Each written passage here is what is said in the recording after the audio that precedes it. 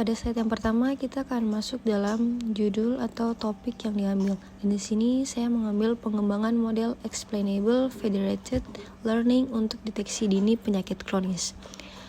Penelitian ini menggabungkan Federated Learning dan Explainable AI untuk mendeteksi penyakit kronis secara dini menggunakan data rekam medis elektronik. Sistem ini menjaga privasi data pasien sekaligus memberikan penjelasan transparan hasil prediksi kepada tenaga medis. Tujuan utamanya adalah untuk mengembangkan model yang efisien, interpretatif, dan akurat dalam konteks klinis, serta mendorong kolaborasi antar institusi kesehatan tanpa berbagi data mentah. Berikutnya latar belakang dan rumusan masalah. Latar belakang yaitu deep learning meningkatkan akurasi diagnosis medis, namun menghadapi tantangan privasi data dan kurangnya transparansi model.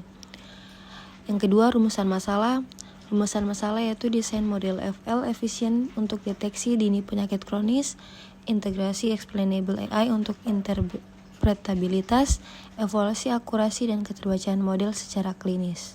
Yang berikutnya, tujuan dan batasan penelitian. Tujuan penelitian ini yaitu mengembangkan model FL untuk deteksi dini penyakit kronis, integrasi XAI untuk menjelaskan prediksi kepada tenaga medis, mengevaluasi akurasi dan interpretabilitas menggunakan data simulasi EHR. Batasan penelitian yaitu data menggunakan EHR simulasi atau open source. Fokus pada penyakit kronis seperti diabetes dan penyakit jantung. Simulasi federated learning pada 2-3 institusi kesehatan. Yang berikutnya manfaat penelitian. Manfaat penelitian yaitu yang pertama deteksi dini akurat, yaitu mempercepat dan meningkatkan akurasi deteksi penyakit kronis dengan model terdistribusi dan dapat dijelaskan. Yang kedua, privasi data terjaga. Data rekam medis tidak dipindahkan, menjaga kerahasiaan sesuai regulasi seperti HIPAA dan GDPR. Yang ketiga, transparansi prediksi.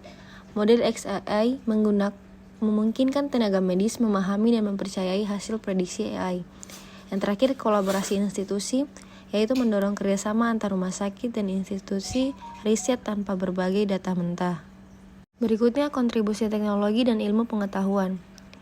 Yang pertama ada efisiensi sistem kesehatan, yaitu otomatis analisis data besar mengurangi beban kerja manual dan meningkatkan pelayanan digital. Yang kedua, kontribusi ilmiah, yaitu memperkaya literatur tentang integrasi FL dan XAI di bidang kesehatan dan membuka aplikasi di domain lain. Yang berikutnya juga yaitu hasil penelitian terkait yang pertama deep learning dan diagnosis. Esteva et al. Menunjukkan DL dapat menyamai akurasi dokter spesialis, namun ada isu privasi dan interpretabilitas. Yang kedua, federated learning. Rieke et al. Membuktikan FL memungkinkan kolaborasi tanpa pertukaran data merah, menjaga privasi pasien. Dan yang ketiga, explainable AI.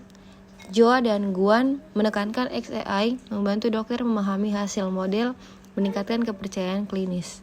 Berikutnya teori dan literatur terkait. Yang pertama deep learning, jaringan syaraf tiroid berlapis untuk ekstraksi fitur otomatis dari data kompleks. Yang kedua federated learning, pelatihan model terdesentralisasi tanpa memindahkan data, menjaga kepatuhan regulasi kesehatan. Yang ketiga explainable AI, model yang dapat dijelaskan menggunakan metode seperti SHAP dan LIME untuk verifikasi hasil oleh profesional kesehatan. Yang keempat, penyakit kronis dan EHR. Penyakit kronis utama dan EHR sensitif yang dapat dimanfaatkan AI untuk deteksi dini dengan keamanan data. Yang terakhir, kerangka konseptual penelitian. Di sini yang pertama adalah privasi data, yaitu pelatih model terdistribusi menjaga kerahasiaan data pasien. Yang kedua, transparansi prediksi.